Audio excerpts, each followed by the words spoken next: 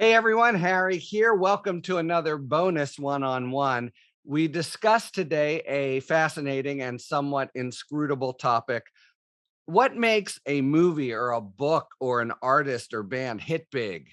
Is it primarily their own quality, the quality of their own work, or is it mainly a combination of other factors such as faddishness or good fortune or whatever? There are dozens of well-known historical examples of famous artists like Van Gogh or Edgar Allan Poe who didn't get their due in their lifetimes, and dozens of others of mediocrities who were considered great in their day. So, why are success and failure so unpredictable? To dig into this issue, we take up the paradigm of a success so intense that the counterfactual of popular failure seems inconceivable. The Beatles, and a scholar whose creativity and thoughtfulness on topics from behavioral economics to climate change to the death penalty have made him one of the most important critical thinkers and government advisors, Cass Sunstein. A very long bio that I'll try to shorten, but he's the Robert Walmsley University professor at Harvard, the founder and director of the program on behavioral economics and public policy at Harvard, many high level stints in government, including now at the Department of Homeland Security, dealing with issues of behavioral economics. And I guess you could say he is such a prolific scholar that people have coined the notion Sunstein number to track the famous Erdos number for mathematicians. Um, Among the more than dozen books he's authored or co-authored are the hugely influential Budge and Noise.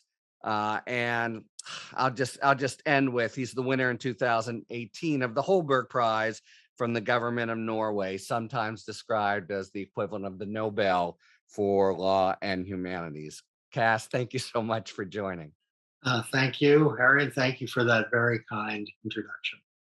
Just the facts, man. All right. So, to frame this question of popular success, you've written a draft of a paper, and I should emphasize to the listeners, because you emphasize to your readers, that it's tentative, entitled Beatlemania. Um, it's a provocative approach because the Beatles would seem to be a poor subject for what you're thinking about, the sort of historical contingency of success. Just because they were so incandescently popular, it's almost hard to imagine a world in which they flubbed. But I think it's purposeful on your part. You point out that even they, in one critical stretch, looked like they might return to obscure middle class life. Can you tell us a little bit about that? Yeah, they couldn't get a record deal. That's a problem. We want to be successful. Right. So everybody turned him down. And Brian Epstein, their manager, was relentless and talked to everybody, and yet they couldn't get a record deal. So it looked at one point like they were basically done. And they got a little lucky in the sense that some people who worked with George Martin, who's their famous producer, Yeah. George Martin didn't have high hopes for them, didn't really want to go forward with them. But there were two people who were working with George Martin who said, give them a chance. And he kind of liked that they were funny and charming, but he didn't think that he had anything significant. And then Love Me Do was the first record released, and it could have tanked, but Brian Epstein bought a lot of copies. That helped. And they had a fan base in Liverpool that liked them and that bought a lot of copies of their record, and they became the Beatles. That detail about Martin, I'm a pretty big fan, and that detail about Martin not liking them first surprised me. There's also, you've probably seen this, a really famous interview in just a couple minutes because they are obscure in 1962 with the BBC, where George says, well, we might go 3 weeks, we might go a few years, and Ringo is hoping to have enough sustained success so he can realize his dream of a sweep of hairdressing parlors. That was what they were thinking they might get out of it then.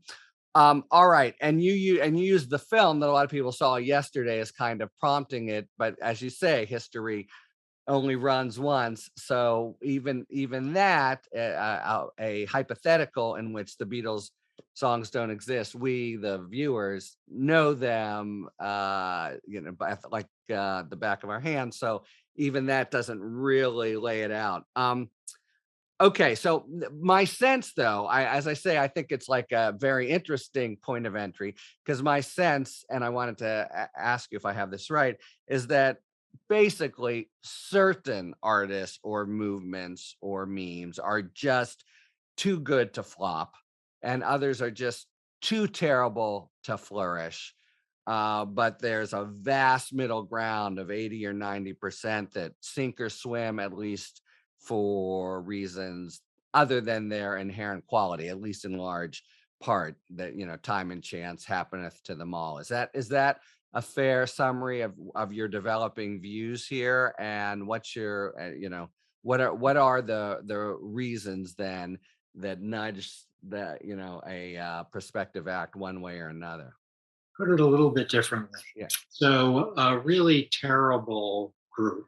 I was in a group called Synergy, which you probably never heard of. No one has. We were I actually have, but only because Sunstein was in it, but that's right. Yeah. we were really bad, and we never made it, and we are too terrible to make it. So there are a zillion uh, musicians and novelists and poets who are they're just not going to make it. Um, the spectacularly successful ones whom we recognize as astounding. I'll give some examples from literature: John Keats and Jane Austen and William Blake; from music, Taylor Swift and the Beatles; and I say with fear and trembling, Bob Dylan, because he's my very favorite. And I'm about to do something that jars even me. Even for them, things could have gone south. So the most amazing and astounding are not destined for success. And because history is run only once, it's very hard to establish that.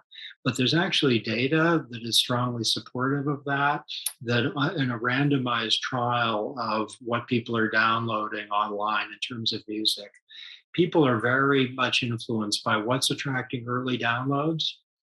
And it's possible that someone who's going to do really good if they get a lot of early downloads won't do really well at all if they don't get a lot of early downloads. So this is in the real world where a song's popularity might hinge completely on whether it gets popular in the first, let's say, period of display. And that's true for ideas and politicians and novelists and entrepreneurs, where someone who's completely amazing might give up because they don't get something. Now, what is that thing? It might be the equivalent of early downloads. It might be someone who has a megaphone. It might be someone who has money. It might be someone who has time and will devote himself or herself to that cause. It might be that, 100 years after they die, they get something like that. So, you gave some examples. William Blake, a great, great poet, was not really known much in his lifetime. John Keats was a disappointment. I hadn't realized that Keats wasn't held in high esteem by his He contemporaries. was good. People thought he was good, but he wasn't Keats. So, and if it's hard to prove because history isn't run a bunch of times, but everything we know about thick description of careers, including the Beatles, by the way, suggests that there are key moments when things could have gone south and didn't, and their amazingness was not sufficient. And one thing that I think is really interesting about the Beatles, and also interesting about Bob Dylan and many others, is their amazingness, actually, their currently understood amazingness followed. It didn't precede their fame. So the Beatles of I Want to Hold Your Hand and She Loves You, they were really good. But they weren't the Beatles. They weren't the Beatles of Revolver and Rubber Soul. Bob Dylan's a little harder because Blowing in the Wind is tremendous, but Blowing in the Wind isn't Blood on the Tracks. It isn't the Bob Dylan we know. So how many lost Dylans and lost Lennons and McCartneys are there? Probably a lot. There's an economics paper about lost Einsteins, which points to the absence of fame for people who probably were amazing because they didn't get something. And all over the world, there are people who could have been incredible novelists and poets, and we won't see them. Why? Well, that's a really interesting question. Yeah, look, I think that's right. And even as to Dylan, I recently read, I mean, this is just a popular paper, but I'm a very big fan as well. And like many fans, there's certain of his works I've tended to discount. And a lot of people do, and included in that it's Saved is the religious trio.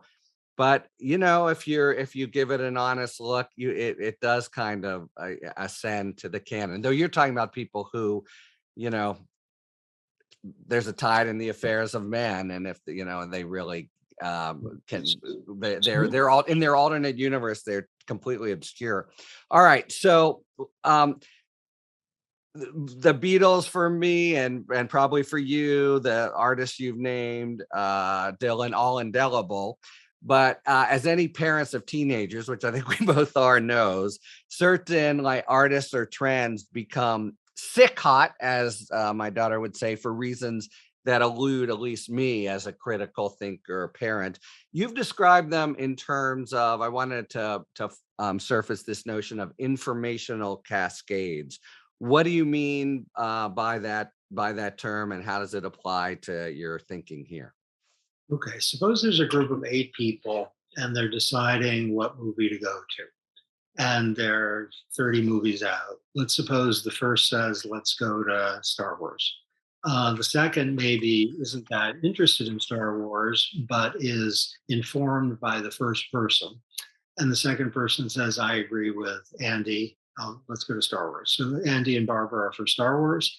Then Charles, who's third, might have some information suggesting The Godfather's better, but having heard the first two, Charles goes along with them. Now we have three. The fourth in the group, let's call her Deborah, is in a cascade where she'd have to have a lot of private information not to go along with the first three. Now, this is a very stylized group, all of whom are going to the new Star Wars movie. But if you think of the popularity of Donald Trump or Barack Obama or the Rolling Stones or Taylor Swift, an informational cascade is crucial in every single one of those cases. Mm.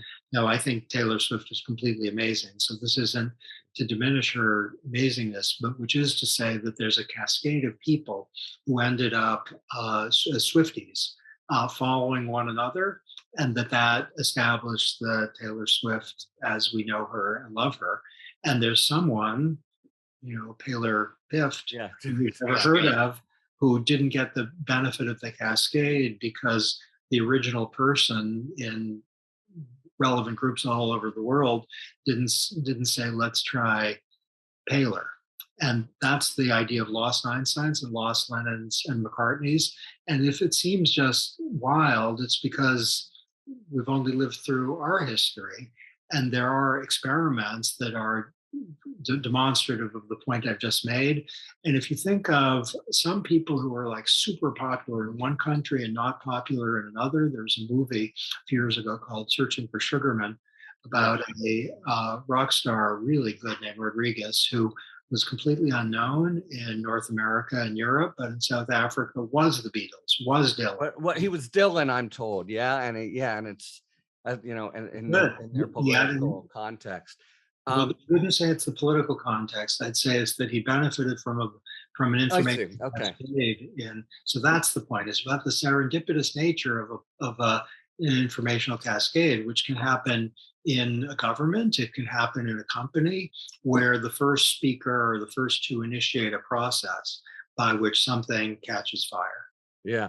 You think now a little ruefully of all the coverage that Donald Trump got early.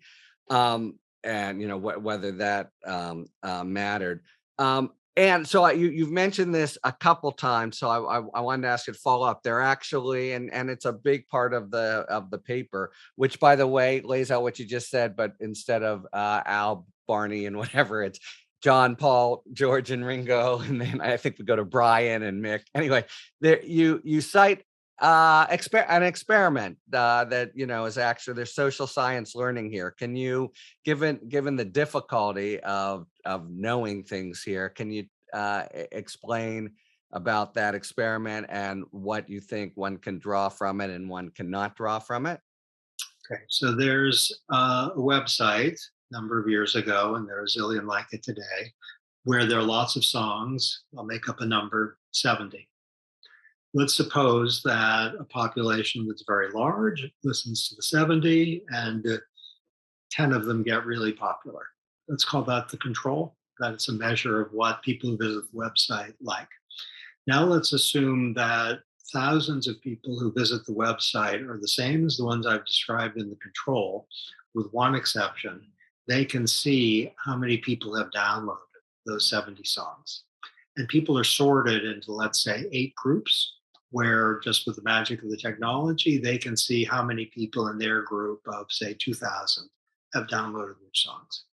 Okay, you might hypothesize, consistent with some of the comments that you started, that the ones that are popular in the control eventually will become popular in all the groups, because quality will out. The songs that are the closest things to Taylor Swift or the Beatles, they're going to move to the top, and the others are going to move to the bottom.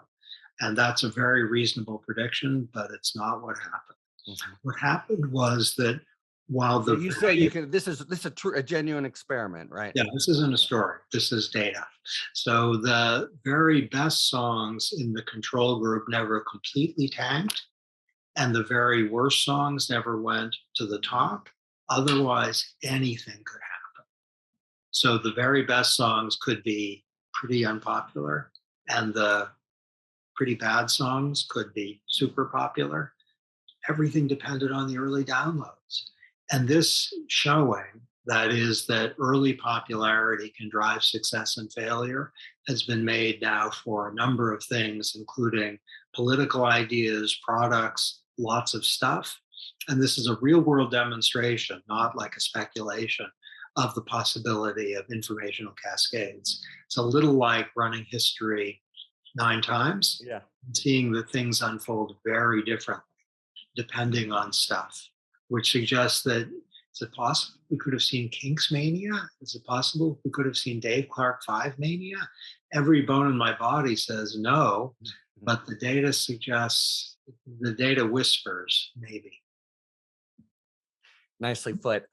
You mention when you hear the effects, the first thing that comes to to my mind, maybe to others, is a sort of instinct for conformity, or maybe you don't want to be wrong.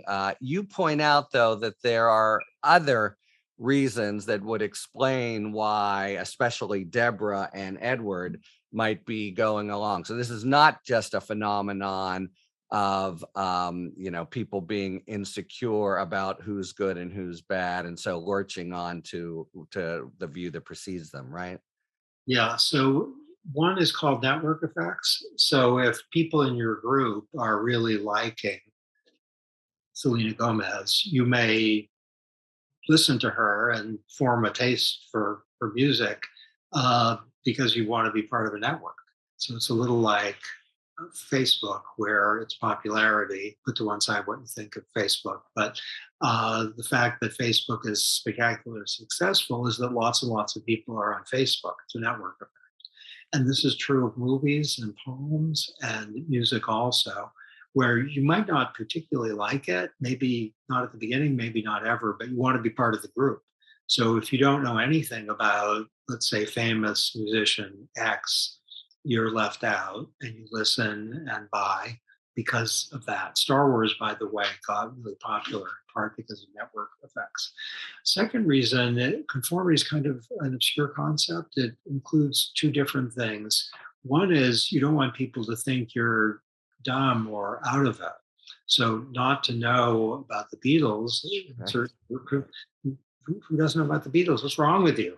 Right. And so you don't want to encounter that, certainly at some times and places. And that's a conformity, which means you don't want to be, extreme case, ostracized, and you want to be liked. And so you go along. And then the third thing is just learning. So if most people tend to like Drake is great. So please like Drake. then you will think, I'll give Drake a try. And if I don't like him so far, probably haven't listened to the right songs, or you got to listen more carefully. And that's just, we all learn from each other. And that's different from wanting to curry favor. And what about the role, if any? You've seen this in other kinds of learning of so-called opinion elite, or you've made A, B, and C in the hypo sound like they're fungible, but at least some people posit there are these magical folks who wear the sneakers and then it spreads like wildfire. Is that part of it? It's not part of the paper as currently drafted. Right? It can be. So if someone with a big megaphone, someone with a column in the New York Times says there's an amazing new politician in Missouri who's going to be the next president, maybe that is like a zillion people saying that. Mhm. Robert Shelton did an early review of Bob Dylan that seemed to catapult him into many things, and Shelton was a little like someone with a huge megaphone. Right. There's some data from Duncan Watts, a terrific professor who works on these subjects, that suggests that links among anonymous individuals are actually much more effective in producing fame than people with big megaphones. But we don't know as much as we eventually will about that.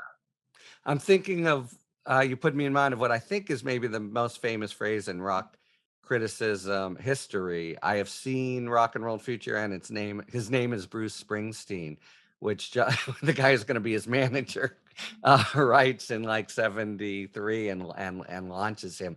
Um, okay, so as you've emphasized, this is a preliminary draft. Does it have a research agenda, or what's your intention before putting it out in the world, as it were? Well, it was written for the Journal of Beatles Studies, which Yeah. is an academic journal, and it's now been through peer review. And I got excellent comments from the editors and reviewers, and it's much better now than it was. And it'll be out in the Journal of Beatles Studies, I believe, in September. Also, doing a book on the broader topic of the sources of cultural success and failure, and the nature of collective memory. And uh, maybe in 2 years it'll hit the bookstores. Fantastic. Well, I'll eagerly await that, as will many of us. The title of the paper is suitably enough: Beatlemania by Professor Cass Sunstein. Thanks very much for joining us to discuss it. Thank you so much. Great pleasure.